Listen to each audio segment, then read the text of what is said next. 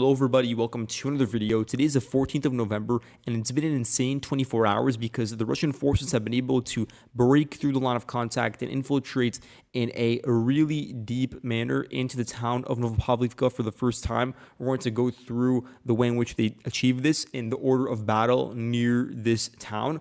We're going to look at the topography as well because the capture of Novopavlivka, the potential fall of such a major settlement, actually will show us a lot about the eastern part of the Dnipro region.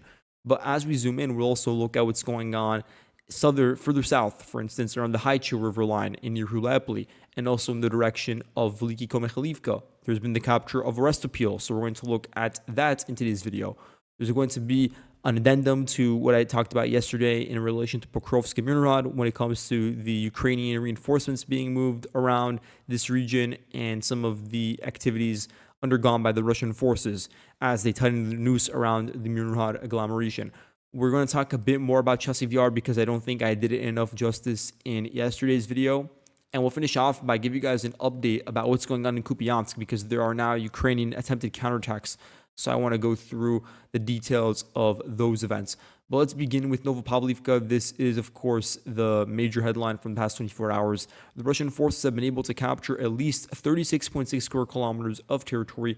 And when we measure the advance, and it is in the northeastern direction, it's nearly 12 kilometers. That is an absolutely insane number to think about within such a short time span, especially in an area of the front line like Novopavlivka, which has largely been stagnant since the summer period because the Ukrainians not only deployed a relatively large grouping of forces to man the border regions between Dnipro and Donetsk, but also there is this major river, the Vavcha River, separating the Russian and Ukrainian positions on either end. And then past that point, it's just a large span of open fields. And so as long as the skies are clear, the drone crews are able to spot and target these Russian armored columns or motorcyclists before they can ever infiltrate in such a deep way into the heart of this rear town, or what could have been a rear town in the past, but certainly now is within the front line.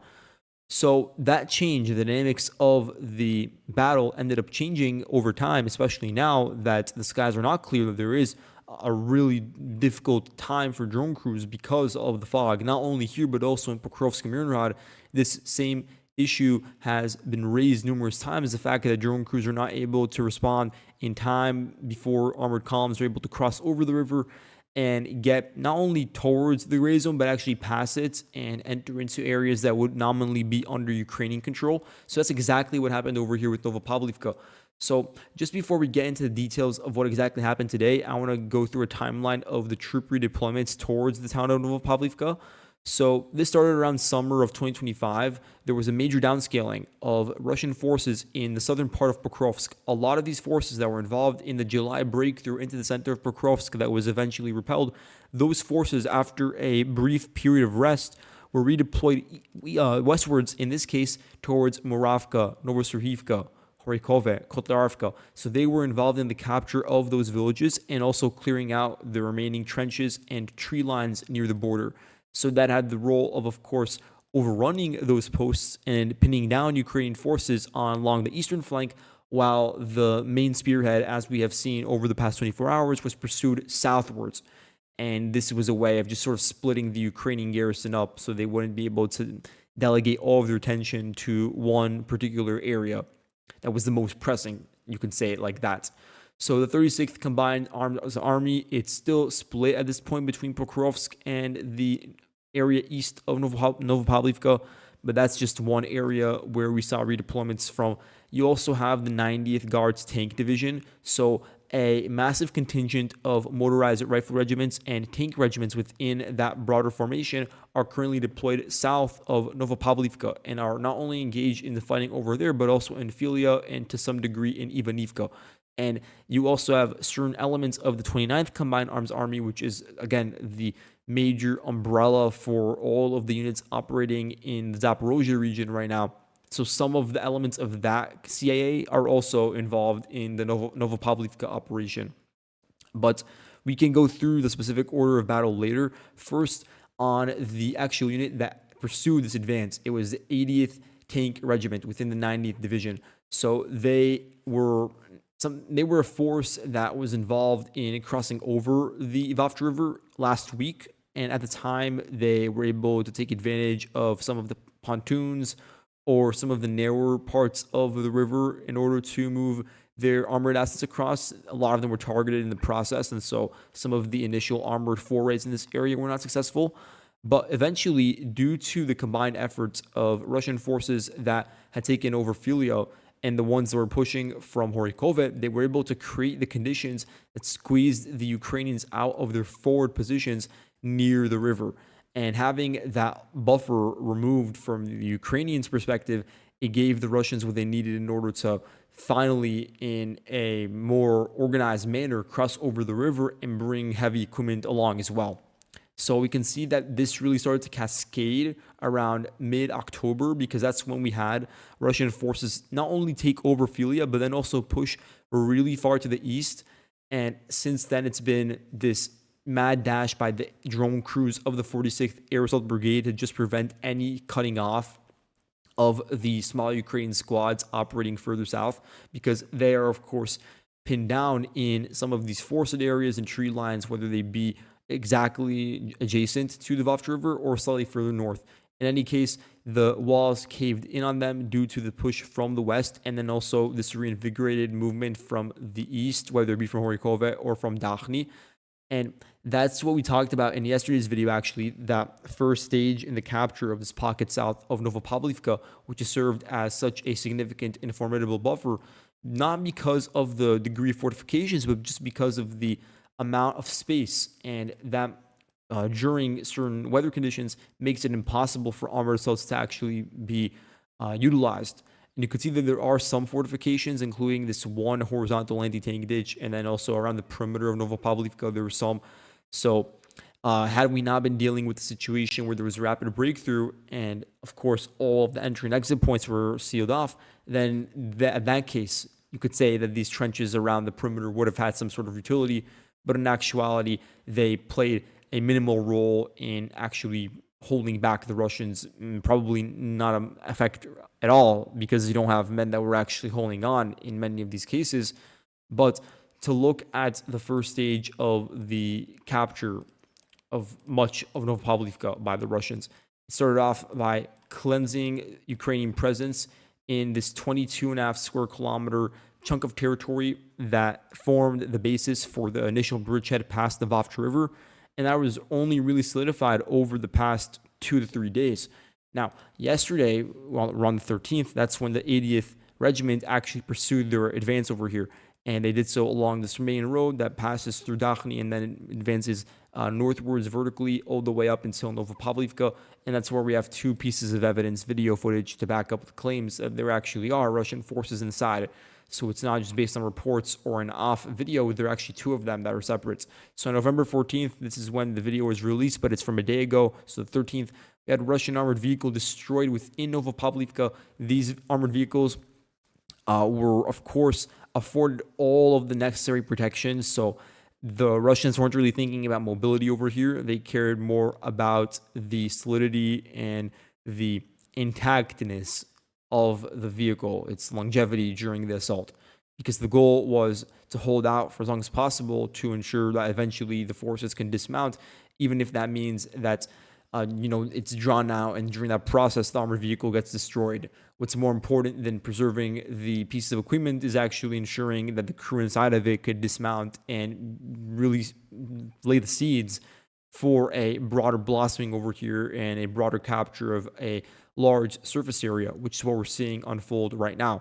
So you could see that the armored vehicle was destroyed and the crew dismounted, and I think it was like 6 soldiers that I saw in the video. It was actually difficult to ascertain because of the fog conditions. So the Ukrainian drone that was filming, you could only imagine that the drone operators, they see it and they'd be slightly confused about the location of the armored vehicle and of the movement of some of the soldiers, because some of them really blend into this really hazy background in the video. And so that likely played a role in adding to the element of surprise and also concealing them during the course of the actual operation. But in any case, those forces, they dismounted and there's no word on what happened to them afterwards.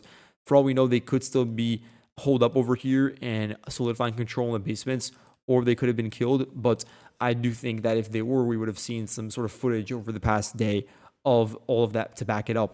So for now, we'll have to wait and see. But not only were the Russians able to arrive at this particular geolocated point, but they made it even further northeastwards. And this is an extremely radical advance when you think about it, because you're looking at the Russians from the 80th Regiment pushing from the south and then making it all the way in one fell swoop to the northeastern entrance, which is something that, I would have expected, and anybody looking at the geometry of the front line would have expected that the entry point of the Russians into Novopavlivka from the northeast would naturally come from Moravka and from any other border posts along this paved road. That's what I've been saying for a while. But it turns out that the Russians, in one singular movement, were able to swoop in from the south and make it all the way up to the northeast. And there's a video to back it up from November 14th. Again, FPV strikes onto an abandoned Russian armored vehicle. So to the credit of the Ukrainians in this case, they were able to force the crew out, and some of the crew was actually killed within the vehicle or just outside of it, within the confines of the cope cage that is boxing in the entire armored vehicle. But in any case, the crew that survived, they dismounted, and so they're dispersed somewhere over here in the northern part of Novopavlivka, and we were able to get a view of the drone crew just striking the vehicle itself. And what this means is that now the Russian forces have already been able to form a basis for expansion within the town. It's not that they were completely repelled. Their armored vehicles were able to transport the forces, and that's the number one objective, even if they were destroyed. And so now it's a matter of reinforcing them and giving them the necessary momentum to expand and get a wider footprint within the town. So in terms of what Ukraine still controls, to the east of the Solona River, they do have control over the southern parts of Novopavlivka, the center as well, and then some of the northern outskirts, although not all of them. And near the north, there is a very narrow corridor of operation because the Russians, or Ukrainians rather, they have their backs facing against the river. And then north of that point, you have already the agricultural sector. And then after that, it's really just completely open fields, which is a major concern for the Ukrainians. We'll get into the elevation dynamics in a moment, but in terms of the just pure satellite imagery, looking at it at a first glance, you can see how there are a lot of open areas. And so as long as the weather conditions are poor, there could be a repeat. And I'm not saying it's going to happen anytime soon, but looking forward at something that could happen in the future, another maneuver, it could play out in a very similar way to what we just saw happen with Novopavlivka, because the circumstances were designed in such a way wherein it would be very favorable for an armored assault to move through and dismount forces during a time where the drone crews aren't able to rapidly respond. And so a very similar situation over here north of Novopavlivka, where you have just this massive span of open fields on high elevation, as we will get to, but there are two villages sandwiched in between, Chuhujeve and Fedorivske, and then you arrive at Mezhova. Mezhova, another similarly sized town, maybe a bit more dense and has some of these larger structures within it. It's also very important when it comes to the logistics between the border over here in Dnipro and Donetsk, and then the rear, arriving all the way at key towns like Prosiana, and then more generally, you zoom out and you see Pavlohrad is also within this entire network. So it is a very important town. It's also a forward artillery post, although I'm expecting that at this point, the assets will be moved a bit further westwards, a bit further to the northwest to be precise, because Mezhova is now, if we're going to measure it from the south, only about 11 kilometers away from reaching the line of contact. From Moravka, let's see how much it is, about 12 kilometers as well. So that's actually equivalent to the advance pursued by the Russians over the past day. That's been confirmed. Maybe it's been building up for a couple of days because the campaign in the southern parts of the bridgehead has not been confirmed up until now. And so maybe there's a bit of an exaggeration as to what occurred over the past 24 hours compared to what occurred over the past 5 days. But in any case, you're talking about a comparable distance within this polygon to what would be needed in order to arrive at Mezhova next. And so the Ukrainians in Mezhova have to be preparing for contingency plans right now. And the defenses around it are simply not sufficient. Let's be honest. A lot of the emphasis was built or really centered around the eastern flank, which is reasonable when you think about it. I'm not going to, in retrospect, criticize that entirely, because at the time when these were built, the Russian forces were advancing west of Pokrovsk attacking Dachny, Moldetske, and there was a fear that they would just steam through the border region and reach the eastern outskirts of Mezhova. And so that's why a lot of the density that you can see built over here with the green lines, blue lines, whatever it may be, is to the east. To the south, the Ukrainians, they were banking on the fact that Novopavlivka would be the buffer that would prevent any sort of movement towards Mezhova. But what happens once Novopavlivka falls? Then it's only a buffer that is centered around open fields, which is the same exact sort of logic that the Ukrainians used when they were, thinking about the defense of Novopavlivka. The fact that the buffer between the line of contact and Novopavlivka for all this time has been open fields. It's been a massive swath of trenches, although those are not as pronounced, but in particular plots of land and tree lines. And that's supposed to act as a stumbling block, as an area where drone crews are active, as simply a zone, a kill zone, where there could be preparations within the city itself, the town itself, before any sort of hostile force emerges inside. Now, that same logic, it's clearly been faulty, at least in the case of Novopavlivka, and so the same thing can't really be done when it comes to Mezhova, when it comes to the Ukrainian defensive outlook. And so reinforcements are going to be needed. There won't be time to build fortifications in this area, and it's simply too close to the front line. The proximity would not allow for any sort of major underground workings in this area. But in terms of the manpower situation, that's the one area where the Ukrainians could actually try to ensure that there would be, more longevity to the garrison in Mezhova than what we've seen over the past few days with Novopavlivka. So that's something to keep in mind, because again, you only have this after Novopavlivka and its perimeter, you only have one layer of defense south of Mezhova, as you can see over here, spanning about 10 kilometers in the horizontal direction directly south of it. So that's pretty much all my commentary with Mezhova and Novopavlivka. Now, in terms of the orders of battle, as we were saying, the 36th Combined Arms Army, it was previously fully within the purview of what's going on in southern Pokrovsk, but around the July period of 2025, after that apex and that major Russian breakthrough was repelled, part of the garrison was already moved to locations that are east of Novopavlivka, which is the area where, again, a lot of us would have expected some of the assaults to be coming from that would eventually have led to the collapse of the front line over there. But nearly all of them are coming from the south now, so that's a miscalculation on my end. But in any case, they were deployed to this area, and you think about the composition of the units, they would include many that you guys may be familiar with from the Battle of Pokrovsk. So I'll just click on them. 589th Motor Rifle Regiment, 35th MRB 1487. That's a territorial motor rifle regiment. Same thing with this one. You have the 137th Motor Rifle Brigade. You have over here 1004th, 1454th. So these are the units, these are the caliber forces that were deployed to Pokrovsk, and then some of them moved further westwards from the 36th CAA. Others were moved southwards from the 29th CAA and the 29th Combined Armed Army. Obviously, we know that that's the main fighting force involved in the Zaporozhye front around the Haicha River. And at the same time, we have the 90th Guards Tank Division, which is the armored formation that we've seen most heavily involved in the operations, not only near Novopavlivka, but also near the Vavch River in the direction of Ivanivka and Havrilivka. So within the 90th Guards Tank Division, you have the 239th Tank Regiment, 6th Tank Regiment, 656th Motor Rifle Regiment, 1444th MRRR, as we can refer to them.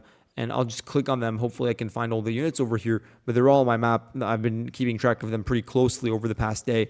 The 80th Regiment, which is the one that obviously pursued this advance, the 228th Motor Rifle Regiment, the 428th Regiment as well, and then the 87th. So you have a very large garrison of forces over here, and that's a part of why the Russians were eventually able to succeed, because they were not easily attrited. They were able to rotate forces in and out and do so across a broad part of the front line, where they eventually found a weak spot, and now it's been heavily exploited. But let's look at the topography right before I move on to other parts of the front line. So here I just very quickly sketched the line of contact that we were just looking at and overlaid it with the fortification map, or the topographic map, sorry. And you guys can see that Novopavlivka is in a really difficult position. It's on a really low elevation because the Solona River passes right by it. And on either end, there's high elevation. Now, the Ukrainians do have the advantage in this case because there's a massive ridge to its north. And there's also one to its south, to be fair to the Russians, but it's not at the same sort of surface area. It's not as large. And then also, it's not as pronounced in terms of a difference between the river valley and the heights.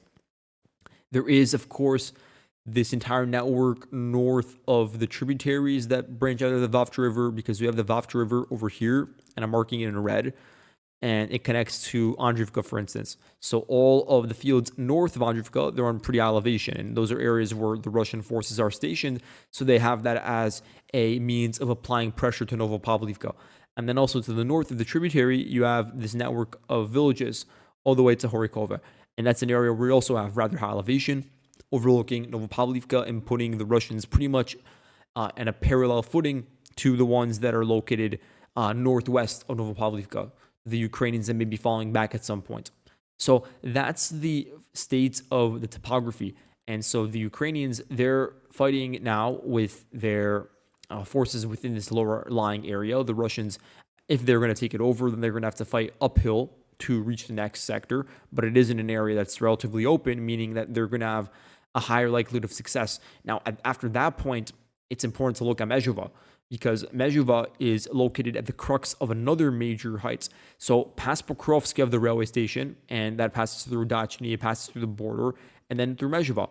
So all of the maybe 10-kilometer radius on either end, or maybe 5, depending on the way you look at it, north and south of the rail line is actually on pretty high elevation. You have just this area that sort of bulges out, and that includes the Mezhuva region.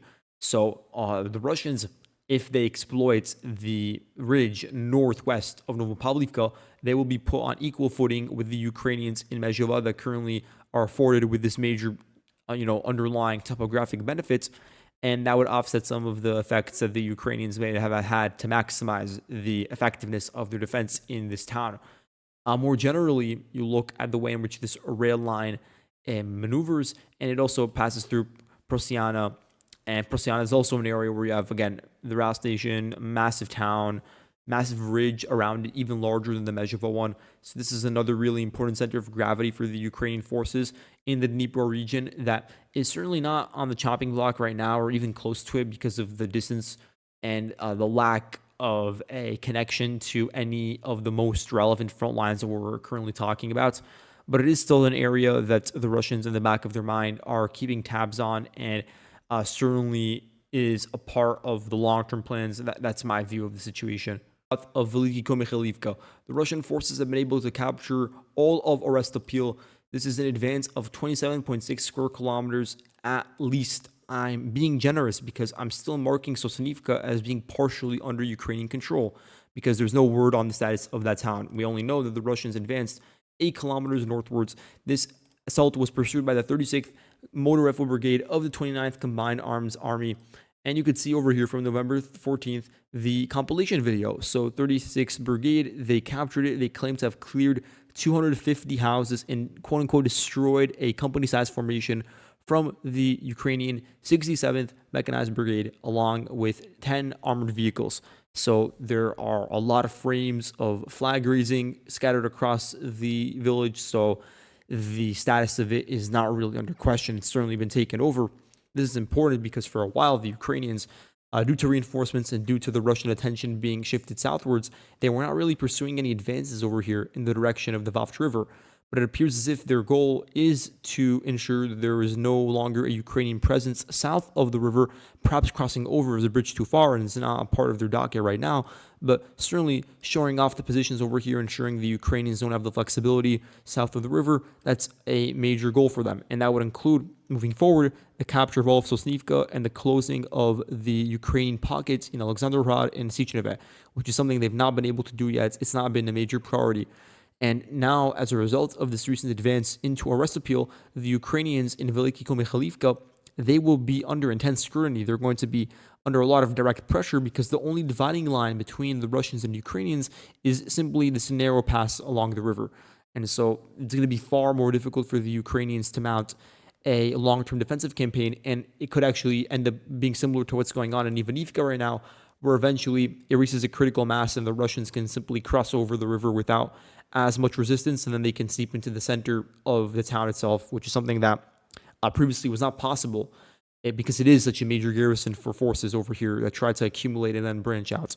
So losing it, or not just losing it, but also having it turned into a frontline village is a loss in its own right. And then more generally, it would be a part of the broader operation to one day arrive at Pokrovsk. But again, I've always reiterated this. I've always said that the immediate goal is always Hulepli and the Haicha River line directly north of it, not necessarily the Vavcha River and what's located to its north. Although those are areas that are very important and are going to be a part of the chess puzzle, including Prosiana, as we were getting at. Right now, the focus is on Hulepli. You could also tell that based on the troop deployments, because you have a far larger percentage of the 29th Combined Arms Army located further south over here, trying to assault the vast swath of open fields and arrive all the way at the road network and chain of villages along the high shore. So over the past 24 hours, we've had a minor update. This is from, we have today a video of the Machno group, which is one of these UAV units that the Ukrainians have over here, conducting FPV strikes onto 8 Russian soldiers as they were approaching Vesele and Zeleny High. So this is a capture of 2.8 square kilometers of territory, and it's a push of about 1 kilometer west. So now the effort by the Russians is to try to get control over any remaining outposts before Hulepli itself. So Vesele is one of them. It's in a gray zone right now. Zeleny High is another one, and then Vysoke. And there were also a couple of accompanying trenches. But past that point, you only have Zatishisha, or whatever it's called, and the network of trenches that's located to the east of Hulepli. So that would be the direct defensive barrier from the east. From the north, the direct defensive barriers have been overrun in many cases because you don't have many trenches. You do have a lot of villages and open fields and a road connecting all of them. So that's where we've seen this advance pursued through. So it's an advance of about 9 kilometers southwestwards, and now the Russians, as we talked about in yesterday's video, are only 6 kilometers away from the northern trenches defending the perimeter of Hulepli. So that's something to keep in mind. It's right now the number one priority for the Russians over here, but we don't have any other update from that region besides what I've already been talking about. For the Ukrainians in Novopavlivka, I should have mentioned this. I want to look at their garrison very quickly because who do they have deployed? That's a good question. They have forces from the 125th TDF Battalion located in Ivanivka. That's one of the main deployment points for the battalion. You have 130th TDF Battalion of the 241st Brigade. So that brigade has 2 of its battalions over here because it also has the 207th. You also have the 5th Heavy Mechanized Brigade. You have a whole host of these drone units, including, of course, the 37th Marine Brigade. That's the main unit that is located in between Novopavlivka and Ivanivka, and also is conducting some operations a bit to the south near Havrylivka. You have the 46th Air Assault Brigade, one of the key units that we've seen the most footage from in recent weeks. You have the 3rd Guard Battalion of the 101st Protection Brigade. You have the 35th Marine Brigade, at least in parts deployed over here. Some of its elements are now in Murad Pokrovsk, obviously. You have the 42nd Mechanized Brigade. They're the ones located near the border regions in Moravka, but also have a presence southwards. And then you also have elements of the 59th Assault Brigade, but I think that their classification isn't necessarily in Novopavlivka. It's more so deployments that are to the north of it. And another unit that was recently moved from the Sumy region is the 116th Poltava Territorial Defense Brigade, another unit that is currently engaged in the defense over here. So that's the Ukrainian garrison, and also presumably at some point, as I'm projecting it, the Mezhova garrison. To zoom in now on Pokrovsk, I'm going to turn off the fortification maps and just look at what's going on over here. So there have been Ukrainian attempts in recent days, to alleviate the situation in Pokrovsk and to send in groups of between 6 to 8 men to hold on to the northern parts of the town. So that's why we're seeing the heavy clashes right now in the Shcherbokovka district, and that's why it's not been sufficiently cleared by the Russians. I do think that we're reaching a point where I would be more comfortable saying that, first of all, the gray zone near Soborny is, of course, no longer in existence. The Russians have full control over it. And then when it comes to this, I think it's called the 8th district over here. I'm pretty sure this is the 8th district. And it's just to the west of Dinas, which is this district over here.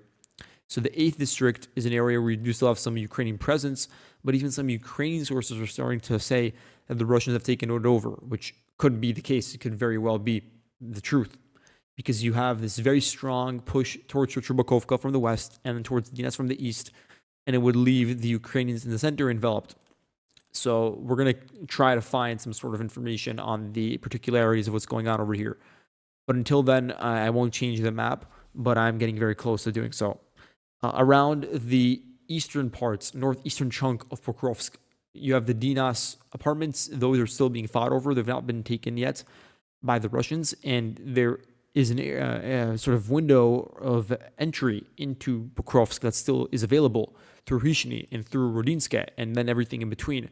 So reinforcements are moved into these areas in the northern part of the city to try to just drag out the fighting, and then they're rotated out during the course of the same day in many cases, because it's not safe to remain situated in some of these areas. So the 155th Brigade, they still have forces located over here. They were struck recently by the Russians in Rivne. So that should give us an idea of which units are still deployed over here. And there were some withdrawal efforts. When I say that there are reinforcements moved in, that's with the intention of keeping Pokrovsk contested in the north, and that's with the intention of preventing a full collapse and encirclement of Munirad. But that does not mean that there are not withdrawals going on within Munirad of forces leaving it on a daily basis. That's actually occurring. So the Russian sources over the past week, they've been talking about their encounters with these forces.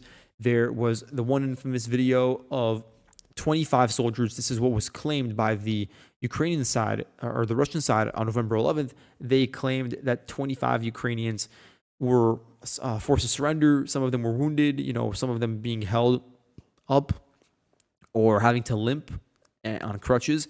So you had those forces, but in the video I counted around 15. In any case, it is still a notable number of POWs. There was a photo of this drone operators, 3 of them that were presumably executed by the Russian side, and so that was within Munirad as well. So not all of the drone crews were able to withdraw, and so the ones that weren't, they just continued their operations within the apartment buildings and basements of Munirad itself. And so there are also people that can very easily be caught up, and they can't really do much in a ground engagement when they're sort of surrounded and ambushed in such a manner. So that's just an example of some of the recent movement that we've seen. There was one incident actually that I would like to highlight, because there was a friendly fire incident where you had the targeting of 17 Ukrainians as they were trying to withdraw from the Munirad pockets and make it towards the Rodinske garrison. They were misidentified because there was a switch up between the Ukrainians previously using green duct tape and then using yellow duct tape. And so they were just misidentified by drone and artillery crews. And these forces from the 25th Airborne Brigade and the 38th Marine Brigade, they were targeted as they were trying to make their way towards the Ukrainian lines. So that's a bit of a idea of the general state of the withdrawal, but it's not complete either. You still have some forces, and I estimated a couple of days ago that it's 400 within Munirad. Maybe by now it's 300 or 350, something like that. And you could see how there is now an effort by the Russians to chip away at the southern parts of Munirad in particular. So this is an advance of 16 hectares. Ukrainian sources are only now talking about the mine 5/6 being taken over.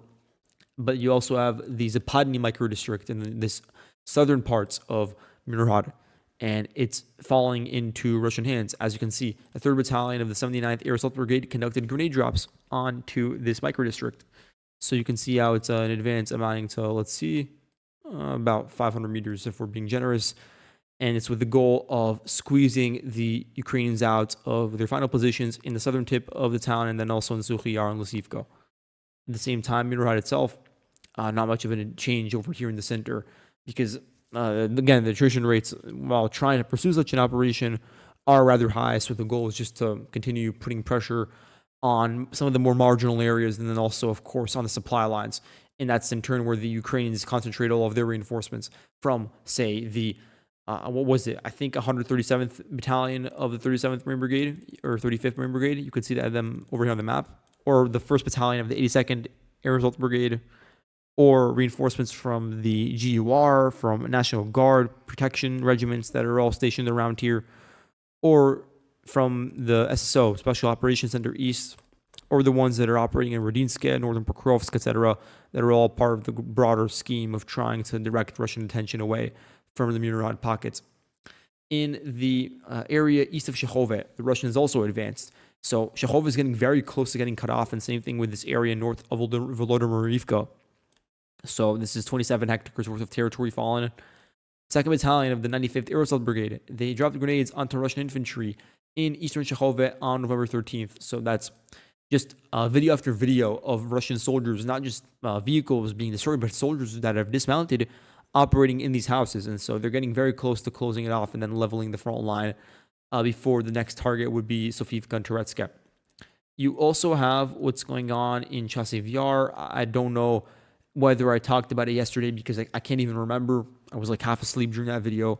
You could see over here that 1.3 square kilometers of territory was captured, and that includes areas within Stupochki. So this is an area where we've seen recently some Ukrainian initiative, and that's with the intention of preventing the Russians from converting the Chasiv Yar front into a launch pad for the flanking of Konstantinivka from the northeast. So the Ukrainians are preemptively preparing for this sort of situation by staving off the attacks, by going on the offensive in their own way. Not anything too significant, but it is a localized attack. And the goal, of course, would be to gain favorable positions that would then have to be fought over if the Russians have eventually the willpower and make the decision to attack along this sector. So Stupochki, it was attacked by the Ukrainian end, and a Vandal fiber optic FPV destroyed one of the Ukrainian T-72 B3 tanks, and the other was falling by and made it into Stupochki. So that's from November 9th, that video, and it's an advance eastwards of about 1.9 kilometers. And that comes as we already have the video from November 9th, but it is probably a slightly older video of grenade drops onto Ukrainian positions in the Levanevsky district in southern Chasiv Yar. And again, you obviously have the Maiska advance that we talked about in yesterday's video. When it comes to the, not Seversk front, because we talked about that already, but the Novopavlivka region, there is a bit of an advance. So the Russian side has been able to take 0.57 square kilometers of territory within northern Novopavlivka. And this is an area where we've seen a bit of a stalling of the front line because of the Russian troop deployments being really focused on engagements south of Liman. That's where we've seen most of the attention fixated. But at the same time, the Ukrainians have deployed the 3rd Army Corps to this region with the intention of holding on and protecting the northwestern flank of Liman in perpetuity and preventing and cutting off towards the Donetsk River, because the fear would then be that eventually there would be the development of a front line that would threaten the northern flank of Sloviansk. So that's why the 3rd Army Corps is very active around here, and they provide a counterbalance to the Russian advances. But in any case, we have the video compilation from November 14th of the 1654th Krikin Regiment conducting FPV strikes onto pipelines, basements, and dugouts in northern Novopavlivka. And then to finish off, finally, in Kupiansk, we have a minor advance because of a video released from the 3rd Special Operations Detachment. And no, not that one, but this is a video from November 14th from 7 men within the 8th Special Operation Forces Regiment. They were engaging in ground clashes within downtown Kupiansk. Radov also mentioned this, that there were groups of 5 to 6, not just in Pokrovsk, but also in Kupiansk. In this case, it's a group of 7, and 2 of them were killed during the ground clashes in the central part of Kupiansk, and then the other 5 withdrew, according to Radov. So regardless of whether that's true or not, this does indicate that the Ukrainians are using the eastern end of the city as a platform to cross over and then have these sort of cross-river attacks towards the center of Kupiansk.